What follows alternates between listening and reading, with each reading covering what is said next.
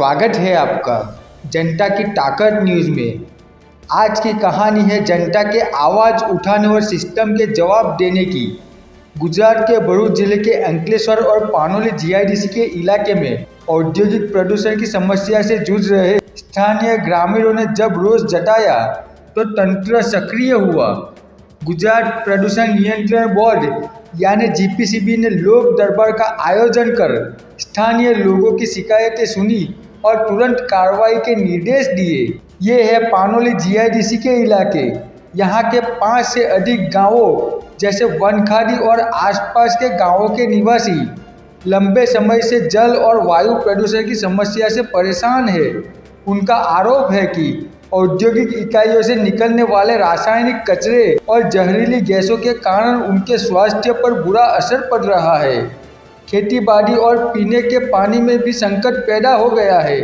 एक स्थानीय निवासी ने बताया कि साहब, हमारे यहाँ वन खाड़ी में तो नाले में पानी ही नहीं, केमिकल बहता है, बदबू से सांस लेना भी मुश्किल होता है, बच्चे बीमार रहते हैं। तो आज हमारा प्रश्नों जे छे તે લઈને એમના સમક્ષ આવ્યો, ત્યાંથી જીપીસીબીના કોઈ મેમ પર આવ્યા હતા।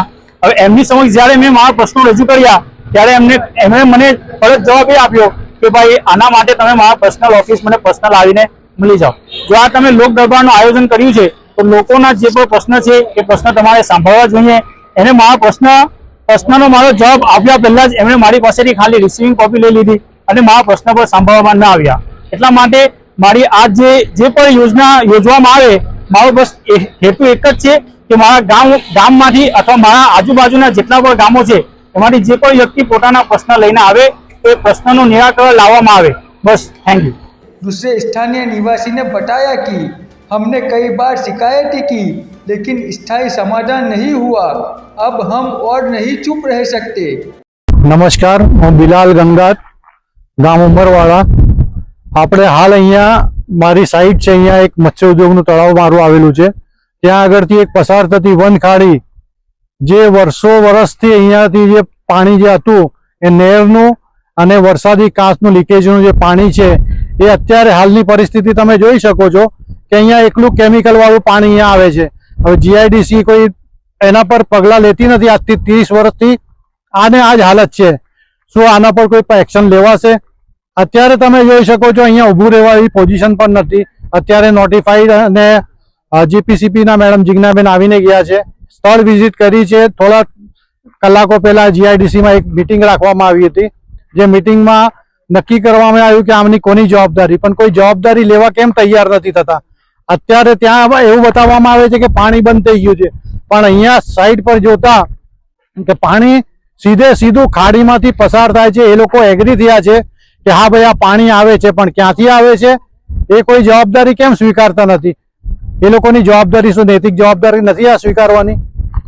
ડોક્ટર જિજ્ઞા મેડમ હાલ અહીંયા વિઝિટ કરી તો એવું કહેવામાં આવ્યું છે કે આ ઘરગથ્થુ પાણી છે।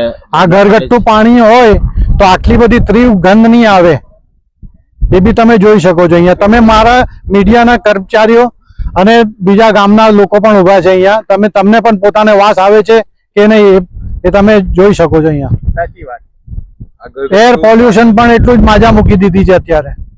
ग्रामीणों के इसी रोष और लगातार दबाव के बाद जीपीसीबी ने लोक दरबार का आयोजन किया है। ग्रामीणों ने सीधे अधिकारियों के सामने अपनी पीड़ा रखी। उनकी मुख्य शिकायत थी कि वनखाड़ी इलाके में पानी की जगह रासायनिक कचरा बह रहा है, जो पर्यावरण और स्वास्थ्य के लिए एक गंभीर खतरा है। जीपीसीबी अधिकारी से सवाल पूछा गया कि लोगों की इतनी गंभीर शिकायतों पर आपकी क्या प्रतिक्रिया है और क्या तत्काल कार्रवाई होगी? तो जीपीसीबी अधिकारी ने बताया कि हमने लोगों की सभी शिकायतें गंभीरता से सुनी। हमने तुरंत अपनी टीम को शिकायत वाले स्थलों का निरीक्षण करने के लिए निर्देश दिया है। जिस भी इकाई को नियमों का उल्लंघन करते पाया जाएगा उसके खिलाफ कड़ी कानूनी कार्रवाई की जाएगी।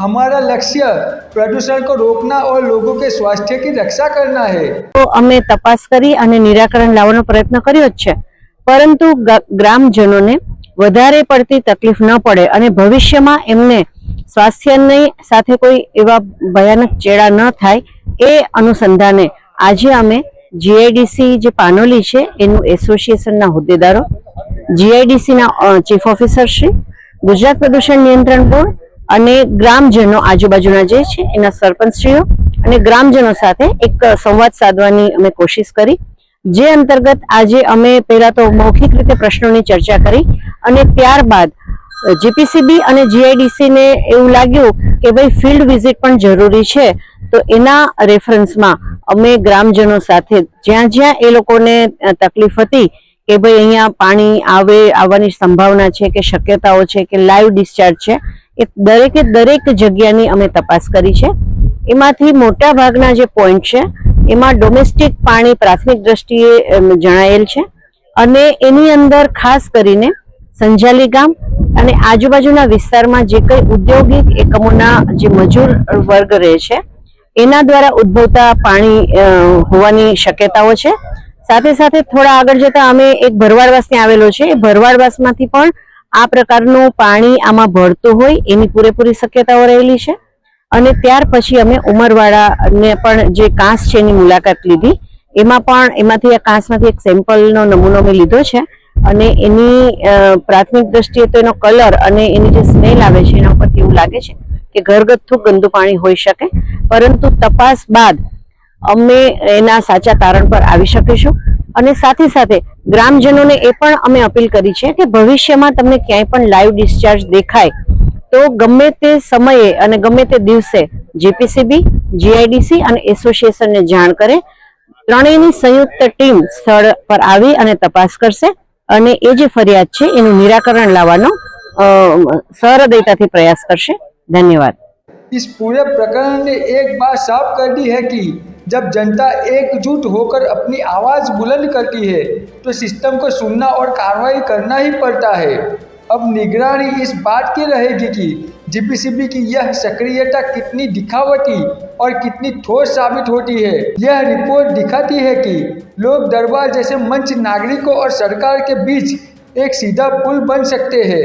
हालांकि सवाल यह है कि क्या यह कार्रवाई स्थायी समाधान की ओर ले जाएगी या फिर यह एक और अस्थायी उपाय साबित होगा।